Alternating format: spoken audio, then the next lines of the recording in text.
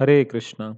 तो आप सब भक्तों का आज के इस अध्ययन सत्र में हार्दिक स्वागत है और आज हम अध्याय 30 का जो दूसरा भाग है उसे पढ़ेंगे और अध्याय 31 को पूरा पढ़ेंगे। तो आइए प्रारंभ करते हैं इस अध्ययन सत्र को इस मधुर प्रार्थना से।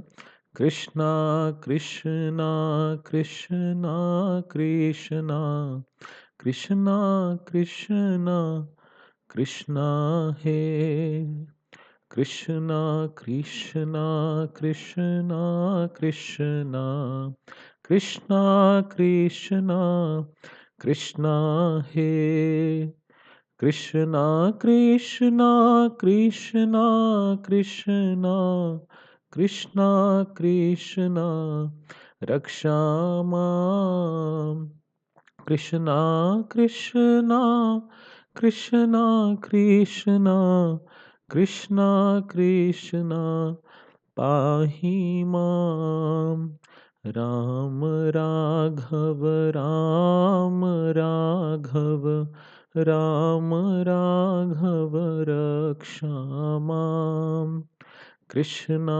केशव कृष्णा केशव कृष्णा केशव पाहि माम्। श्रील प्रभुपाद जी का प्रणाम मंत्र। नमः ओम विष्णुपादाय कृष्णापृष्ठाय भूतले श्रीमते भक्ति वेदांता स्वामिन इति नामिने। नमस्ते सारस्वते देवे गौरवाणी प्रचारिणे निर्विशेषा शून्यवादी पाश्चात्य देशा तारिणे। हरे कृष्णा कृष्णा कृष्णा हरे हरे हरे राम राम राम हरे हरे। तो जैसा हमने कल पढ़ा था तो गोपियों के दृष्टि से भगवान अंतर्धान हो गए और उसके बाद गोपियाँ जो थीं वो बिल्कुल प्रमत्ताओं की तरह से पागल औरतों की तरह बिहेव कर रही थी, मैड वुमन की तरह बिहेव कर रही थी, प्रभुपाद जी लिखते हैं। तो फिर किससे बातें कर रही थी? वृक्षों से, फूलों से, हिरणों से।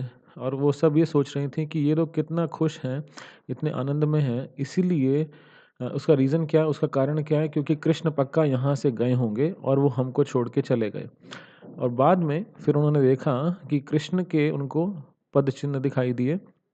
तो पद चिन्हों को जैसे उनको दिखा तो थोड़ी आगे वो जब चलीं तो उनको देखा कि भगवान श्री कृष्ण के साथ एक और व्यक्ति के पद चिन्ह हैं। तो वो समझ गईं कि हो ना हो ये कोई गोपी है और बाद में उनको ये भी समझ में आया कि ये तो श्रीमती राधा रानी है। तो लेकिन थोड़ा आगे चलने के बाद उनको लगा कि अब उनके पद चिन्ह नहीं दिख रहे श्रीमती राधा रानी के। तो वो हमको लगा कि भगवान श्री कृष्ण ने राधा रानी को उठाया होगा, अपने कंधे पर चढ़ा लिया होगा। तो अतः वो सोच में पड़ गईं कि हमारे जो कृष्ण हैं वो हमारे अहंकार के कारण, हमारे गर्वित होने के कारण हमें छोड़ के चले गए। और बाद में उनको फिर ये भी लगा कि श्रीमती राधा रानी को भी भगवान ने छोड़ दिया होगा और इसीलिए भगवान श्री कृष्ण से विरह में वो भी रो रही होंगी। तो आइए आगे पढ़ते हैं। तदंतर सभी गोपियाँ कृष्ण की खोज में जंगल के भीतर दूर तक चली गईं। किंतु जब उन्हें पता चला कि सचमुच ही कृष्ण ने राधा रानी को अकेले छोड़ दिया है, तो वे अत्यंत दुखी हुईं। तो पहले तो वो राधा रानी की त्रुटियाँ निकाल रही थी कि ऐसा जो ये साथ में गोपी होंगी, उन्होंने कहा होगा कि मैं थक गई हूँ तो तुम मुझे लेकर जाओ, चल मतलब उठा के चलो कंधे पर। तो बाद में उनको लगा कि हो सकता है भगवान श्री कृष्ण ने उन्हें छोड़ दिया हो। तो फिर वो श्रीमती राधा रानी को उन्होंने देखा कि सच में राधा रानी को भगवान श्री कृष्ण ने छोड़ दिया, तो वो बहुत दुखी हुई। यही कृष्ण भावनामृत की परीक्षा है। प्रारंभ में उन्हें कुछ-कुछ ईर्ष्या थी कि कृष्ण हम सब गोपियों को छोड़कर राधा रानी को ही क्यों लेकर गए। किंतु जैसे ही उन्हें पता लगा कि कृष्ण राधा रानी को भी छोड़ दिया है और वे अकेले उनके लिए विलाप कर रही हैं, तो वे उनके प्रति दयाद्र हो उठी। तो पहले उनका भाव ईर्ष्या का था, थोड़ी-सी ईर्ष्या थी, लेकिन बाद में जब उनको रियलाइज़ हुआ कि भगवान श्री कृष्ण ने राधा रानी को भी छोड़ दिया और वो रो रही हैं, तो फिर उनके हृदय में बहुत करुणा आ गई। गोपियों को राधा रानी मिल गईं और उससे उन्होंने सब कुछ सुना कि किस तरह उसने कृष्ण के साथ दुर्व्यवहार किया और किस प्रकार से उसे गर्व हुआ और फिर अपने गर्व के लिए अपमानित होना पड़ा। यह सब सुनकर गोपियां सचमुच उसके प्रति दयाद्र हो उठीं। जब राधा रानी समेत सारी गोपियां जंगल में तब तक आगे बढ़ती गईं जब तक उन्हें चांदनी दिखनी बंद हो गई। तो अब वो घने जंगल में चली गई और उनको चांदनी भी दिखनी बंद हो गई है। तब उन्होंने देखा कि क्रमशः अंधकार होता जा रहा है, तो वह रुक गईं। उनके मन तथा हालांकि ये शरद पूर्णिमा की रात है, लेकिन अभी भी जंगल में उनको अंधकार दिख रहा है। उनके मन तथा बुद्धि कृष्ण के विचारों में मग्न हो गए। वे सब कृष्ण के कार्यकलापों तथा उनकी बातों का अनुकरण करने लगी। अपना हृदय तथा अपनी आत्मा कृष्ण पर न्योछावर करने के कारण वे अपने परिवार को भूलकर उनकी महिमा का गान करने लगी। इस प्रकार सारी गोपियां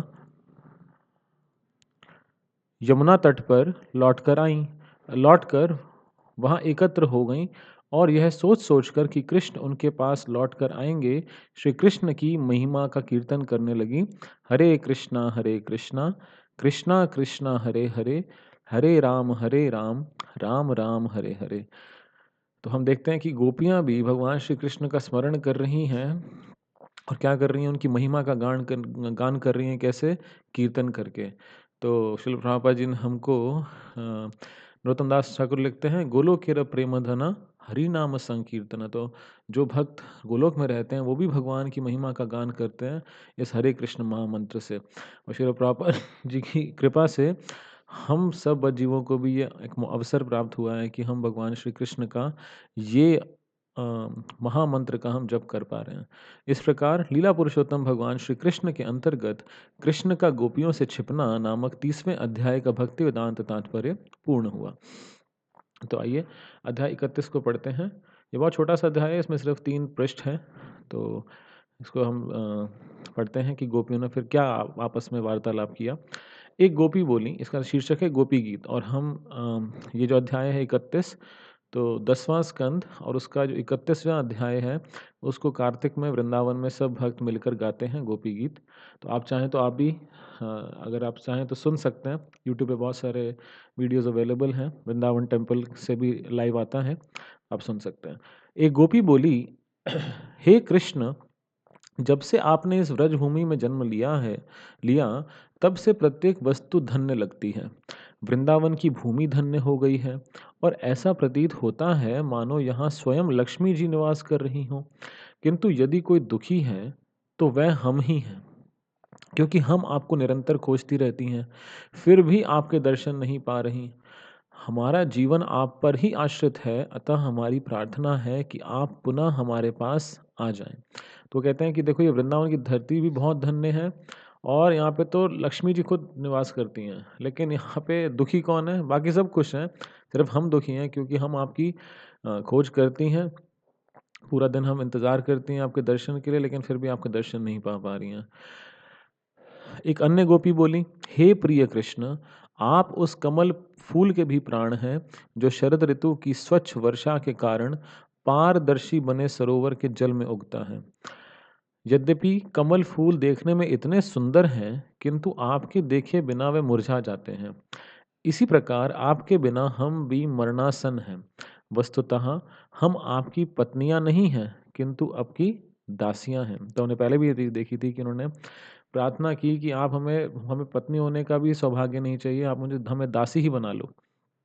तो वो क्या कह रही हैं कि आप हमारे जीवन के एक तरह से प्राण हैं और आपके बिना हम मरणासन हैं, बिल्कुल on the verge of death हैं। आप हम पर एक छदाम भी नहीं खर्चते, फिर भी हम आपके चितवन मात्र के प्रति आकृष्ट हैं। हम यदि आप अब यदि हम आपकी चितवन पाए बिना मर जाती हैं, तो आप ही हमारे मृत्यु के लिए उत्तरदायी होंगी। तो अगर हमने आपका दर्शन नहीं किया, तो हमारी मृत्यु हो जाएगी और उसके रिस्पॉन्सिबिलिटी किसकी है? आपकी है। स्त्रियों का वध महान पाप है और यदि आप हमें देखने नहीं आते और हम मर जाती हैं, तो आपको इस पाप का फल भोगना पड़ेगा। अतः कृपा करके हमें देखने आ जाइए। तो वो डिफरेंट डिफरेंट रीजंस दे रही हैं कारण बता रही हैं कि देखो आप आ जाइए। आप ये ना सोचें कि केवल अस्त्र-शस्त्र से ही कोई मारा जा सकता है। हम तो आपके अभाव में मरी जा रही हैं। आपको सोचना चाहिए कि आप स्त्रियों के वध के लिए किस प्रकार उत्तरदायी हैं। हम आपके प्रति सतत कृतज्ञ हैं क्योंकि आपने हमारी कई बार रक्षा की है। आपने यमुना के विषैले जल से, कालिया सर्प से, बकासुर से, इंद्र की मूसलाधार वर्षा तथा उसके कोप से, दावाग्नि से तथा अन्य अनेक दुर्घटनाओं से हमें बचाया है। आप सबसे महान तथा सर्वशक्तिमान हैं। यह आश्चर्य की बात है कि आपने हमें अनेक संकटों से बचाया है, किंतु हमें आश्चर्य हो रहा है कि इस अवसर पर आप हमारी उपेक्षा क्यों कर रहे हैं। तो गोपियों ने एक इम्पॉर्टेंट बात यहाँ पे बताई कि हम स्त्रियां हैं और स्त्रियों को हमेशा सुरक्षा प्रदान करनी चाहिए। तो वैदिक संस्कृति में बताया गया है कि बच्चे, बूढ़े और स्त्रियां, इनकी सदैव रक्षा करनी चाहिए और इनको कभी भी मतलब इनको मारना नहीं चाहिए। इनकी मृत्यु से इनको जैसे कभी कोई क्षत्रिय लड़ने जाते थे तो हमेशा एबल बॉडीड मैन यानी कि बहुत बलिष्ठ लोग लड़ने के लिए जाते थे, कभी इनको निशावर नहीं किया जाता था। और सबसे पहले अगर किसी को बचाया जाता था, अगर कहीं कोई आक्रमण होता था, तो सबसे पहले बूढ़े, बच्चे और स्त्रियों को बचाया जाता था। तो वो कह रही हैं कि आपने हमें इतनी बार बचाया है आज से पहले, लेकिन आज ऐसा मौका अवसर है कि आप हमारे को अवॉइड कर रहे हैं, आप हमारी उपेक्षा कर रहे हैं। हे सखा, हे कृष्ण, हमें भली-भाँति ज्ञात है कि आप माता यशोदा अथवा नंद महाराज के पुत्र नहीं हैं। आप तो श्री भगवान तथा समस्त जीवों के परमात्मा हैं। आप अपनी अहेतुकी कृपा से इस संसार की रक्षा करने के लिए ब्रह्मा जी की प्रार्थना पर अवतरित हुए हैं। यह तो आपकी कृपा ही है कि आप यदुवंश में प्रकट हुए हैं। हे यदुकुल श्रेष्ठ, यदि कोई इस भौतिक जगत से डरकर आपके चरण कमलों की शरण ग्रहण करता है, तो आप कभी उसकी रक्षा करने से इनकार नहीं करते। तो ये बात श्री रामचंद्र जी भी रामायण में बताते हैं कि यदि कोई एक बार भी अगर भगवान से कह दे कि हे प्रभु मैं आपका हूँ, तो फिर मैं उस व्यक्ति को छोड़ नहीं सकता। और सिमिलरली वो क्या कह रहे हैं कि आप वास्तविकता में कौन हैं? आप नंद महाराज के पुत्र हैं ही नहीं। आप तो सभी जीवों के परमात्मा हैं और आपने ब्रह्मा जी की रिक्वेस्ट पे आप आए हैं, यदुकुल में आप आए हैं। तो देखो इनको पूरा ज्ञान है। हालाँकि देखने से लगता है कि गाँव की भोली-भाली स्त्रियाँ हैं, लेकिन जब यहाँ पे तत्व ज्ञान बोल रही हैं, तो they are very knowledgeable, right? तो आप कभी उसकी रक्षा करने से इनकार नहीं करते। अगर कोई भौतिक संसार से डर के भगवान की शरण में आता है, तो भगवान कभी उसको नेग्लेक्ट नहीं करते। आपकी चाल रमणीक है तथा आप स्वतंत्र हैं। आप एक हाथ से देवी लक्ष्मी का स्पर्श करते हैं और दूसरे में कमल का फूल लिए रहते हैं। यह आपका अलौकिक स्वरूप है। अतः आप कृपा करके हम सबके समक्ष आइए और हाथ में कमल पुष्प धारण करके आशीर्वाद दीजिए। तो गोपियाँ ने यहाँ पर भगवान श्री कृष्ण को बहुत सारे रीज़न्स दिए, लेकिन उन्होंने फाइनली ये भी कहा कि आप स्वतंत्र हैं। अभी ऐसा नहीं है कि आप बाध्य हैं, लेकिन ये आपका एक नेचर है, ये आपका व्यवहार है कि आप किसी भी व्यक्ति जो आपकी चरणों कमलों की आश्रय लेता है, उसको आप नेग्लेक्ट नहीं करते। तो आप प्लीज़ हमारे सामने आइए और कमल पुष्प धारण करके हमें आशीर्वाद दीजिए। हे कृष्ण, आप वृंदावन वासियों के समस्त भयों के हर्ता हैं। आप परम शक्तिमान वीर हैं और हम जानती हैं कि आप अपनी सुंदर मुस्कान से ही अपने भक्तों के वृथा गर्व को तथा हम जैसी स्त्रियों के गर्व को भी खंडित कर सकते हैं।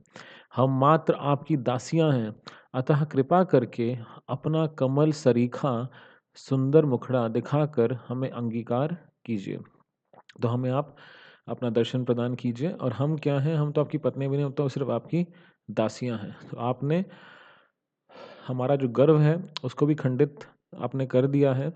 तो आप आइए और हमको दर्शन दीजिए। हे कृष्ण, वास्तव में हम सब आपके चरण कमलों का स्पर्श पाकर अत्यंत कामुक हो उठी हैं। आपके चरण कमल उन भक्तों के सभी पापों को ध्वंस कर देते हैं जो आपकी शरण में आए हैं। आप इतने दयालु हैं कि साधारण पशु तक आपके चरण कमलों की शरण ग्रहण करते हैं। आपके चरण कमल लक्ष्मी जी के भी निवास स्थान है, फिर भी आपने उनसे कालिया नाग के फनों पर नृत्य किया।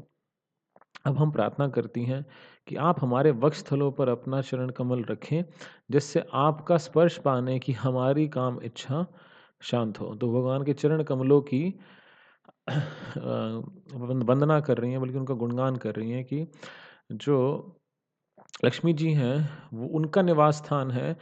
इसके बावजूद भी आपने कालिया नाग के फनों पर उनसे नृत्य किया और उसके भगवान ने अपने चरण चरण चिन्ह छोड़े, ताकि गरुड़ जी को पता लगे कि इसको अब कुछ नहीं करना है, इसको हार्म नहीं करना है।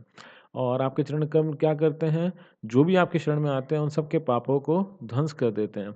लेकिन अब वो क्या प्रार्थना करती हैं कि हमारे अंदर बहुत काम इच्छा उत्पन्न हो रही है, तो आप क्या करिए, आप अपने चरण कमलों से हमारी वक्षस्थलों पर अपना चरण रख दीजिए। हे प्रभु, आपके कमल जैसे नेत्र कितने सुंदर तथा आकर्षक हैं। आपके मीठे वचन सॉरी आपके मीठे वचन इतने मोहक हैं कि बड़े से बड़े विद्वान भी आकर्षित होकर आप पर प्रसन्न हो जाते हैं। हम भी आपकी वाणी तथा आपके मुख एवं नेत्रों की सुंदरता से आकृष्ट हैं। अतः आप हमें अपने अमृत सदृश चुंबन से संतुष्ट कीजिए। आपके द्वारा बोले गए शब्द अथवा आपके कार्यकलापों का वर्णन करने वाले शब्द अमृत से युक्त हैं, और आपके शब्दों के श्रवण मात्र से मनुष्य इस संसार की प्रज्वलित अग्नि से बच सकता है। ब्रह्मा तथा शिव जैसे महान देवता सदा आपकी वाणी की महिमा का गुणगान करते रहते हैं। वे ऐसा इस भौतिक जगत के जीवों के पाप कर्मों के उच्छेदन के लिए करते हैं। तो अब जो गोपियाँ हैं वो क्या बता रही हैं कि आप जो भी शब्द बोलते हैं, आपका जो भी कार्यकलापों का वर्णन है, वो कैसे हैं? अमृत हैं। और सिर्फ श्रवण मंगलम, कि आपके जो लीलाएँ हैं, उनका श्रवण करने से क्या होता है? क्या होता है? जो प्रज्वलित अग्नि इस संसार में, जैसे हम सुबह मंगल आरती में गाते हैं, संसार दावा नरलीढ़ लोका, तो वो जो प्रज्वलित अग्नि है, वो शांत हो जाती है।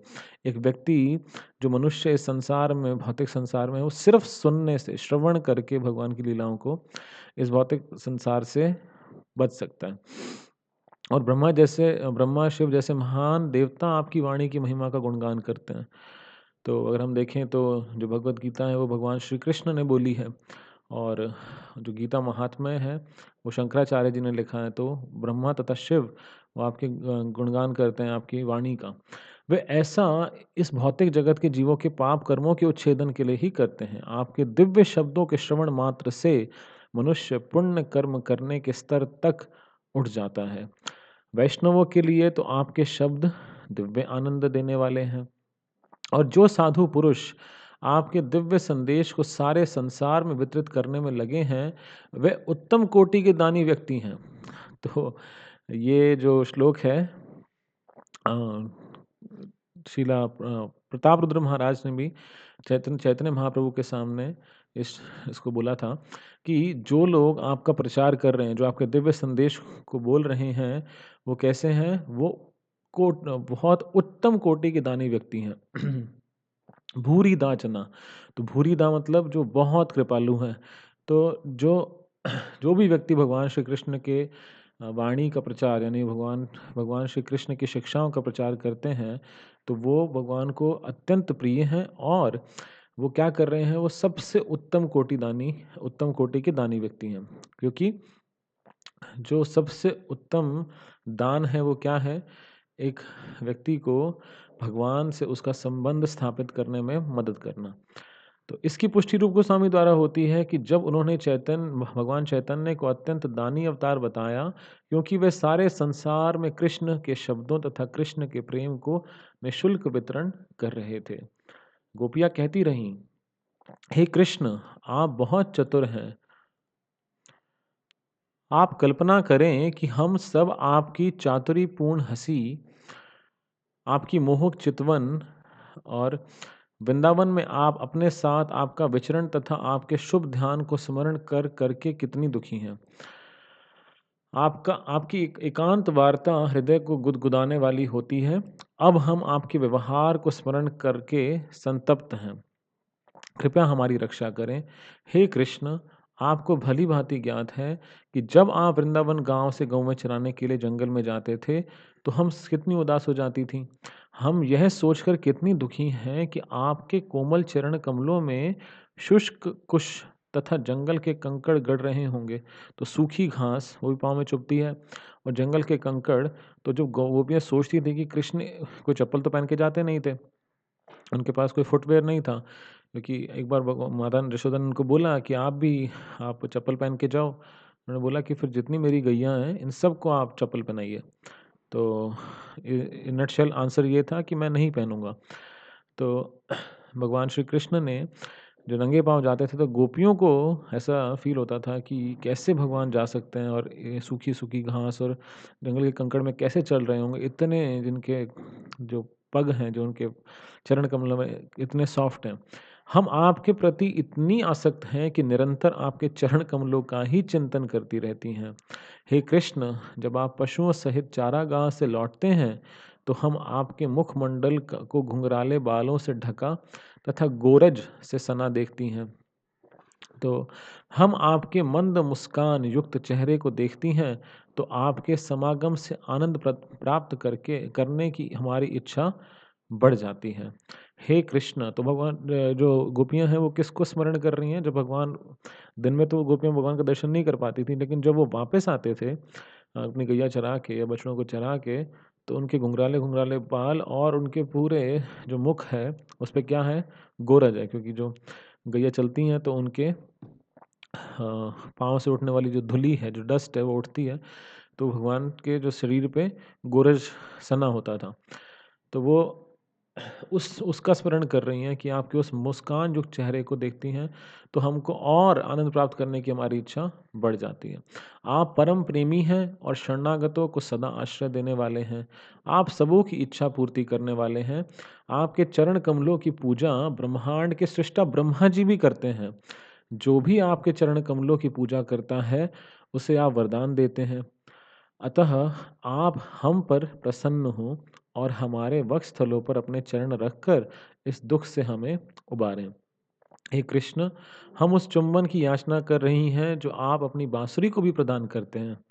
तो हमने पहले पढ़ा था कि जो बांसुरी है, उसके माता-पिता यानी नदी और बाँस जो उगता है, बहुत प्रसन्न होते थे कि देखो हमारा जो वंशज है, ये भगवान की कैसी सेवा कर पा रहा है। और गोपियाँ जो थीं, उनको देख के बहुत लगता था कि क्या इसका फ़ॉर्च्यून है, क्या इसका सौभाग्य है कि ये सदैव भगवान के चुंबन को प्राप्त करता है। तो अब वो वही पूछ रही हैं कि हम उसकी याचना कर रही हैं, जो आप बाँसुरी को भी प्रदान करते हैं। आपकी बाँसुरी की ध्वनि सारे संसार को और हमारे हृदय को भी मोह लेती है। अतः आप कृपा करके लौट आएँ और अपने अमृत मुख से हमारा चुंबन लें। तो उन्होंने भगवान से बहुत अलग-अलग तरीकों से रिक्वेस्ट किया कि आप प्लीज़ आइए और आप बहुत दयावान हैं, जो भी आपकी शरण लेता है, आप उससे कभी दूर नहीं करते, तो प्लीज़ आप हमारे साथ भी ऐसा ना करें। तो हम देखते हैं कि एक बहुत फ़ेमस वैष्णव सॉन्ग है, जिसमें मेरे को नाम तो याद नहीं किन्होंने लिखा है, बट वो कहते हैं कि पतित पावन नामा किसे रे लागिया, यदि दया ना कोरीबे पतिता देखिया, पतिता पावन नामा किसे रा लागिया। आपका नाम क्या है? पतित पावन। और मैं कौन हूँ? महापतित। तो यदि दया ना कोरीबे, यदि आपने मुझ पे दया नहीं की, पतिता देखिया, पतित देख भी लिया और फिर भी दया नहीं की, तो पतित पावन नामा किसे रा लागिया। आपका जो नाम है पतित पावन, फिर ये कैसे सफल होगा? कैसे लोग मानेंगे कि हाँ, पक्का पतित पावन है? तो मुझ जैसे दास को जो अत्यंत पतित है, इसका उद्धार करिए, तो फिर लोग मान जाएँगे कि हाँ, पक्का पतित पावन है। तो गोपियाँ भी इस प्रकार से भगवान श्री कृष्ण को एक तरह से हाँ, मनाने की कोशिश कर रही हैं कि हमसे भूल हो गई, हम गर्वित हो गए, और वो इस मिस्टेक को रियलाइज़ करके भगवान श्री कृष्ण को पुनः बुला रही हैं। तो इस प्रकार लीला पुरुषोत्तम भगवान श्री कृष्ण के अंतर्गत गोपी गीत नामक 31वें अध्याय का भक्ति वेदांत तात्पर्य पूर्ण हुआ। तो आज के इस सत्र को हम यहीं विराम देते हैं।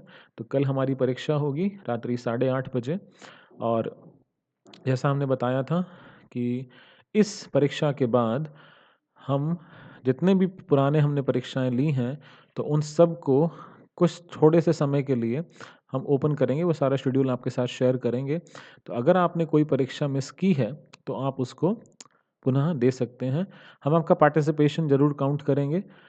तो आपकी अगर इच्छा है, आप देना चाहते हैं, तो आप ज़रूर दें। तो आज के लिए हम यहीं विराम देते हैं। श्रील प्रभुपाद की जय, अनंत कोटि वैष्णव वृंद की जय, निताई गौर प्रेमानंदे, हरि हरि बोल।